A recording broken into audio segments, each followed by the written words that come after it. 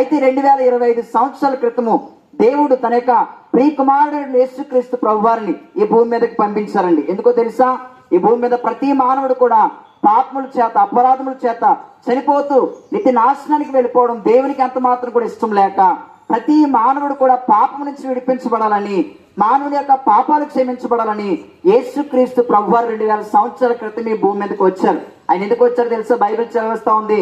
యేసుక్రీస్తు ప్రభువారు ఆయన పాపలను రక్షించడానికి ఈ భూమి మీదకి వచ్చారండి. అందరూ పాపులే. అయితే ఈ పాపపు శిక్ష నుంచి మనలను విడిపించి నిత్య జీవానికి, పరలోక రాజ్యానికి మనల్ని చేర్చాలని యేసుక్రీస్తు ప్రభువారు 2000 సంవత్సరాల క్రితం ఈ భూమి మీదకి వచ్చారు. ఎందుకో తెలుసండి? ఈ దినాన పాపం పోవాలంటే మానవుని కొరకు రక్తం చిందించబడాలని బైబిల్ చెప్తా ఉంది. ఆ రక్తము ఏమంటే మేకల యొక్క, కోళ్ళ యొక్క ఏమండి ఆ రక్తం కాదు, కానీ మానవుని పాపం పోవాలంటే మనిషి రక్తమే కావాలి.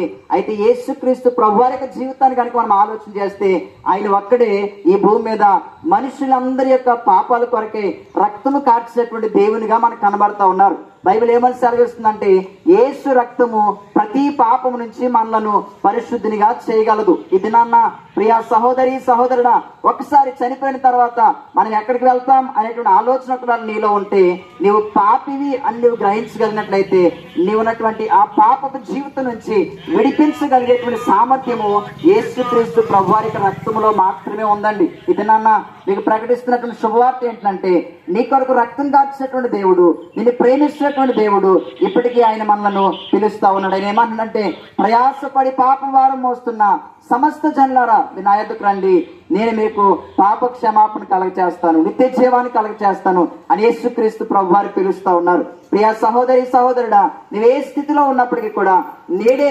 యేసుక్రీస్తు ప్రభువారి యొద్దకు నువ్వు రాగలిగినట్లయితే నీ జీవితంలో కలిగే ఒక గొప్ప ప్రయోజనకరం ఏంటో తెలుసా?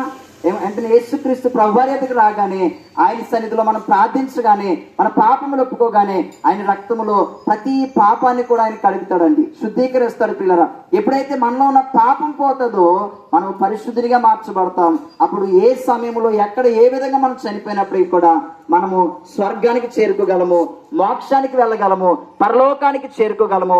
ఈ దినాన పరలోకం వెళ్ళాలని, స్వర్గానికి చేరుకోవాలని మానవులు అనేకమైన ప్రయాసాలు పడుతూ ఉన్నారు, అనేక విధాలుగా ప్రయత్నాలు చేస్తున్నారు. ఆ ప్రయత్నాల్లో భాగంగా దాన ధర్మాలు చేస్తున్నారు, పుణ్యకార్యాలు చేస్తున్నారు, ఆయా భక్తి మార్గాల్లో ముందుకు వెళ్తున్నారు. ఏది ఏమైనప్పటికీ మానవుని యొక్క ఆలోచన స్వర్గానికి చేరుకోవాలి. ఆ ఒక్క మార్గాన్ని దినాన్ని మీకు ప్రకటిస్తున్నాం ప్రియులారా. యేసుక్రీస్తు ప్రభువారు అంటున్నారు, నేనే మార్గము, నేనే సత్యము, నేనే జీవము. యేసునందు నీ విశ్వాసం ఉంచగలిగినట్లయితే ఆయన నీ పాపాలు క్షమిస్తాడు, నిన్ను పరలోక రాజ్యానికి తీసుకువెళ్తాడు.